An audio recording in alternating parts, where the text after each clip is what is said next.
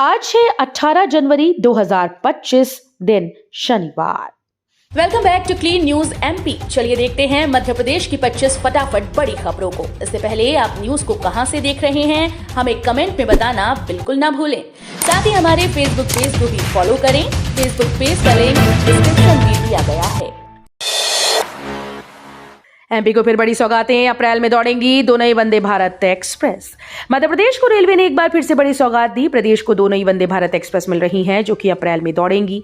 इनमें से एक वंदे भारत स्लीपर होगी जबकि दूसरी चेयर कार होगी। रेलवे ने नई वंदे भारत एक्सप्रेस ट्रेन का रूट भी निर्धारित कर दिया। ये ट्रेन प्रदेश की राजधानी भोपाल को बिहार और यूपी से जोड़ेंगी।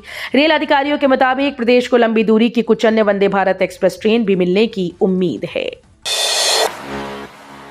एमपी में जमकर बरसा पैसा, 30,000 से ज्यादा को मिलेगी नौकरी, सीएम का बड़ा ऐलान। उज्जैन के बाद शहडोल में 7वीं रीजनल इंडस्ट्री कॉन्क्लेव सबसे सफल रही। आदिवासी अंचल में हुई कॉन्क्लेव में 32,520 करोड़ के निवेश प्रस्ताव मिले। इनमें 30,925 नए रोजगार के अवसर सृजित होंगे। सबसे बड़ा निवेश प्रस्ताव टोरेंट पावर का 18,000 करोड़ का रहा। कंपनी शहडोल में 1600 मेगावाट का थर्मल पावर प्लांट लगाएगी। मध्य प्रदेश में 9वीं और 11वीं की वार्षिक परीक्षा के लिए राज्य स्तर पर तैयार होंगे प्रश्न पत्र। प्रदेश के सरकारी स्कूल की 9वीं व 11वीं कक्षा की वार्षिक परीक्षाएं 3 फरवरी से शुरू होंगी। 9वीं की परीक्षा 5 से 22 फरवरी तक सुबह 10 से दोपहर 1 बजे तक होगी। वहीं 11वीं की परीक्षा 3 से 22 फरवरी तक दोपहर 2 से शाम 5 बजे तक संचालित होगी। विद्यार्थियों को समय से आधा घंटा पहले परीक्षा कक्ष में पहुंचना होगा। इस संबंध में लोक शिक्षण संचालनालय ने दिशा निर्देश जारी कर दिए हैं। डीपीआई ने प्रश्न पत्र तैयार करने से लेकर परीक्षा आयोजित करने की जिम्मेदारी मध्य प्रदेश राज्य मुक्त स्कूल शिक्षा परिषद को दी है।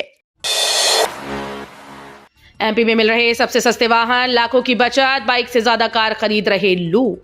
मध्य प्रदेश में इन दिनों सबसे सस्ते वाहन बिक रहे हैं। प्रदेश सरकार ने राज्य के 2 विशाल व्यापार मेलों में वाहनों की खरीदी पर रोड टैक्स में छूट दी। इनमें से ग्वालियर व्यापार मेला चल रहा है जबकि उज्जैन का मेला कुछ ही दिनों में चालू होने वाला है। ग्वालियर व्यापार मेले में वाहन खरीदी पर 50% छूट के कारण खरीदारों की कतार लग रही है। कारों में तो लाखों की बचत हो रही है। यही कारण है कि बाइक से ज्यादा 4 पहिया वाहन बिक रहे हैं। जीरो प्लास्टिक वेस्ट की तर्ज पर तैयार करें वार्ड व पंचायत, अब ईपीआर के तहत होगी कार्रवाई। जिले में पर्यावरण व जनमानस की सुरक्षा बनाए रखने के लिए कलेक्टर संदीप जीआर ने सिंगल यूज प्लास्टिक पर पाबंदी लगाने और उपयोग व विक्रय पर सख्त कार्रवाई करने के निर्देश दिए। कलेक्टर ने बैठक में निगमायुक्त, सभी एसडीएम, सभी सीएमओ, जनपद सीईओ को निर्देशित किया है कि वे सिंगल यूज प्लास्टिक पर सख्ती से कार्रवाई करें, साथ ही जीरो प्लास्टिक वेस्ट की ओर कदम उठाएं। एमपी में पश्चिमी विक्षोभ ने बिगाड़ा मौसम, 32 जिलों में अलर्ट। मध्य प्रदेश में पश्चिमी विक्षोभ के असर से ठंड का टॉर्चर जारी है। उत्तर भारत से आ रही बर्फीली हवाओं के कारण प्रदेश में ठंड में इजाफा हुआ। हवाओं के कारण प्रदेश के 27 जिलों में न्यूनतम तापमान 12 डिग्री से नीचे पहुंच गया। वहीं मौसम विभाग ने 32 जिलों में शीतल दिन, शीतलहर व कोहरे का येलो अलर्ट जारी किया। मौसम विभाग की माने तो आज से नया वेस्टर्न डिस्टर्बेंस एक्टिव होगा जिससे प्रदेश में बर्फीली हवा आएगी और ठिठुरन बढ़ेगी। खजुराहो एयरपोर्ट को मिला देश में 8वां और मध्य प्रदेश में पहला स्थान। भारतीय विमानपत्तन प्राधिकरण ने देश भर में संचालित 63 हवाई अड्डों पर किए गए ग्राहक संतुष्टि सर्वेक्षण की वर्ष 2025 की रिपोर्ट जारी कर दी। इस सर्वेक्षण में मध्य प्रदेश का खजुराहो एयरपोर्ट को देश भर में 8वां और प्रदेश में पहला स्थान दोबारा प्राप्त हुआ। इसके अलावा ग्वालियर एयरपोर्ट को 10वां, भोपाल एयरपोर्ट को 15वां और जबलपुर एयरपोर्ट को 22वां स्थान मिला। हालांकि अभी तक इस सूची में 64 एयरपोर्ट शामिल थे, लेकिन इस बार जुलाई 2024 से दिसंबर 2024 तक की जारी रिपोर्ट में 63 एयरपोर्ट ही शामिल किए गए। एमपी के सरकारी शिक्षकों के लिए जरूरी खबर, हो सकता है ये बड़ा बदलाव। मध्य प्रदेश के सरकारी शिक्षकों के लिए एक जरूरी खबर है। अब शिक्षक एक स्कूल में 4 साल से ज्यादा नहीं रह पाएंगे। उन्हें प्रमोशन भी वर्क परफॉर्मेंस के आधार पर दिया जाएगा। सिंगापुर की यात्रा से लौटने के बाद विभाग के आला अफसरों ने इस नई योजना पर मंथन शुरू कर दिया। सिंगापुर दौरे से लौटकर सभी अफसर अपनी अपनी रिपोर्ट पेश करेंगे। एमपी में कांग्रेस को बड़ा झटका, हाईकोर्ट ने दिया नया चुनाव कराने का आदेश। मध्य प्रदेश में कांग्रेस को हाईकोर्ट से बड़ा झटका लगा। हाईकोर्ट की इंदौर खंडपीठ की डबल बेंच ने उज्जैन जनपद पंचायत अध्यक्ष चुनाव को शून्य घोषित करते हुए अध्यक्ष का नया चुनाव कराने का आदेश दिया। न्यायमूर्ति विवेक रूसिया और न्यायमूर्ति गजेंद्र सिंह की डबल बेंच ने मामले की सुनवाई करते हुए याचिकाकर्ता भंवरबाई के पक्ष में फैसला दिया। मध्य प्रदेश में भाजपा अध्यक्ष चुनने के लिए अब प्रदेश परिषद के सदस्यों का चुनाव होगा। मध्य प्रदेश में भाजपा के 56 संगठनात्मक जिलों में अध्यक्षों की घोषणा के बाद अब प्रदेश के नए अध्यक्ष के चुनाव पर सभी की नजरें हैं। जिला अध्यक्षों के बाद अब प्रदेश परिषद के सदस्य भी चुने जाएंगे। 2 विधानसभा क्षेत्र पर एक क्लस्टर बनाकर प्रदेश परिषद का सदस्य चुना जाएगा। कुल 345 प्रदेश परिषद सदस्यों के चयन में महिला, SC, ST, OBC वर्ग का भी ध्यान रखा जाएगा। इंदौर में 3 स्टेशन तैयार, सेफ्टी ऑडिट के बाद मेट्रो के कमर्शियल रन की तैयारी। इंदौर में 6 किलोमीटर के हिस्से में मेट्रो का काम लगभग पूर्ण हो चुका है। इसके बीच आने वाले 3 मेट्रो स्टेशन का काम भी पूरा हो गया। वहां टिकट खिड़की, लिफ्ट और एस्केलेटर भी लगाए जा चुके हैं। जल्दी ही गांधीनगर मेट्रो स्टेशन से TCS चौराहे तक कमर्शियल रन शुरू होगा। 1.5 साल पहले इस हिस्से में तत्कालीन मुख्यमंत्री शिवराज सिंह चौहान की मौजूदगी में ट्रायल रन किया गया था। केंद्रीय मंत्री शाह ने ई-समन प्रणाली की सराहना की। सीएम बोले, नए कानूनों की प्रगति की प्रतिमा समीक्षा करेंगी।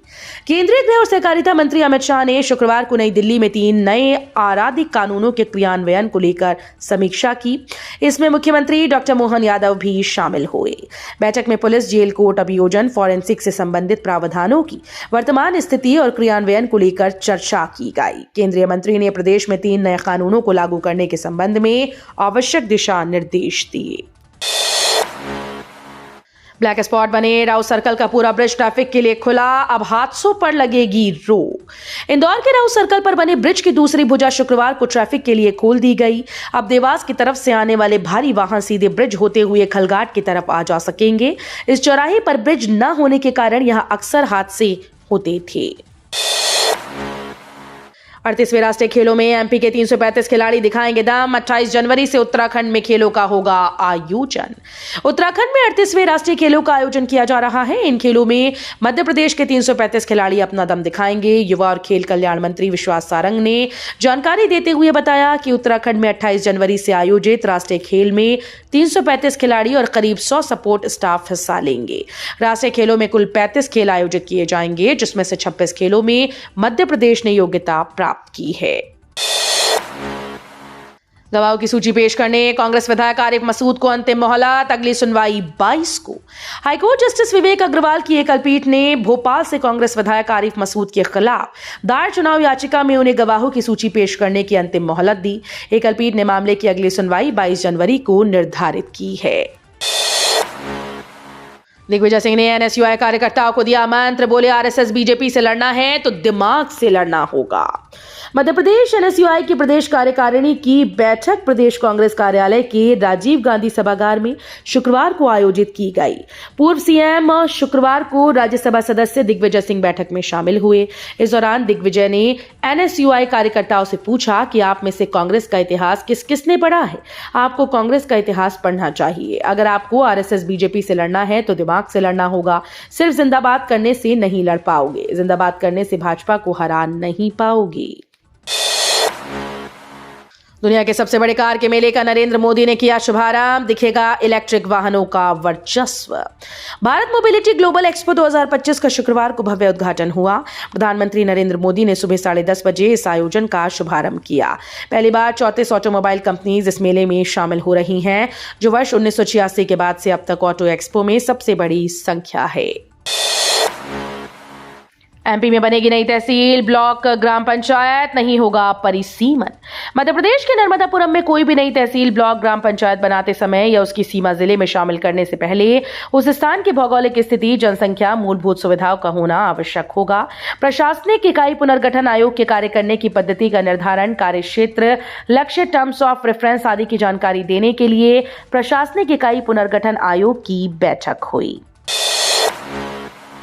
भारत की आर्थिक समृद्धि इसकी समुद्री सुरक्षा से जुड़ी है। DRDO के कार्यक्रम में बोले राजनाथ सिंह। रक्षा मंत्री राजनाथ सिंह ने नौसेना नागरिक वर्ष के स्मरणोत्सव के दौरान एक सभा को संबोधित किया, जिसमें भारत के हितों की सुरक्षा में समुद्री सुरक्षा और साइबर सुरक्षा के महत्व पर जोर दिया गया। DRDO में आयोजित कार्यक्रम में नौ सैनिकों के योगदान को मान्यता दी गई और भारत की रक्षा और सुरक्षा रणनीतियों में उनकी महत्वपूर्ण भूमिका पर जोर दिया गया। भाजपा नेता पर मंदिर बनाकर जमीन कब्जाने का आरोप। भाजपा से निष्कासित पार्षद जीतू जाटव के नए नए नाम और काम लगातार सामने आ रहे हैं। उसका एक और कारनामा सामने आया। उसने कल्याण मिल की जमीन पर अवैध 56 दुकान मार्केट तो बनाया ही, कुलकर्णी नगर के बगीचे पर भी कब्जा कर ऑफिस तान दिया। कब्जे की ढाल के लिए दूसरी ओर मंदिर भी बनवा दिया। कालरा कांड से पहले इस ऑफिस पर दिन भर गुंडे बदमाशों का जमघट रहता था। लेन देन के लिए भी लोगों को यहीं बुलाया जाता था, यानी ये मांडवली का अड्डा था। एमपी में पदोन्नति, वेतनमान, संवर्ग संबंधी विसंगति सहित कई मामले अटके, कर्मचारी आंदोलन की राह पर। प्रदेश में कर्मचारियों के लंबित मांगों की सुनवाई नहीं हो पा रही। लंबे समय से वेतनमान, पदोन्नति, संवर्ग संबंधी विसंगति को लेकर कोई निर्णय नहीं हो पा रहा। कर्मचारियों की सुनवाई के लिए अब तक समिति नहीं बन पाई है। एक कर्मचारी आयोग भी बना, लेकिन वो भी कागजों पर ही सीमित होकर रह गया। इससे कर्मचारियों में नाराजगी बढ़ती जा रही है। वे आंदोलन की राह पर चल पड़े हैं। जेपी हॉस्पिटल में हृदय रोगों की उन्नत सेवाएं शीघ्र। उप मुख्यमंत्री राजेंद्र शुक्ल ने कहा कि जेपी हॉस्पिटल में मार्च 2025 तक कैथ लैब और हृदय उपचार संबंधी सुविधाओं का कार्य पूर्ण कर लिया जाएगा।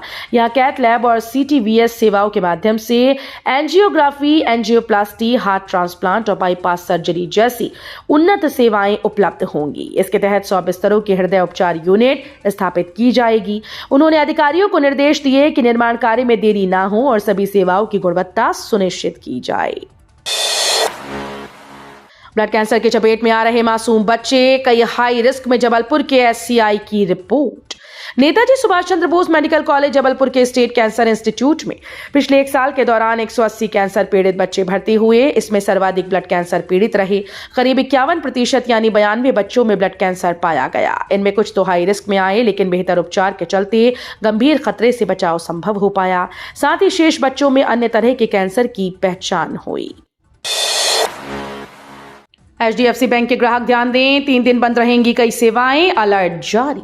एचडीएफसी बैंक अकाउंट होल्डर्स के लिए बड़ी अपडेट सामने आई है। प्राइवेट सेक्टर बैंक ने डाउन टाइम अलर्ट जारी कर दिया है। 3 दिनों तक अस्थायी रूप से कई बैंकिंग सेवाएं बंद रहेंगी, इसलिए ग्राहकों को समय रहते जरूरी काम निपटाने की सलाह दी जाती है।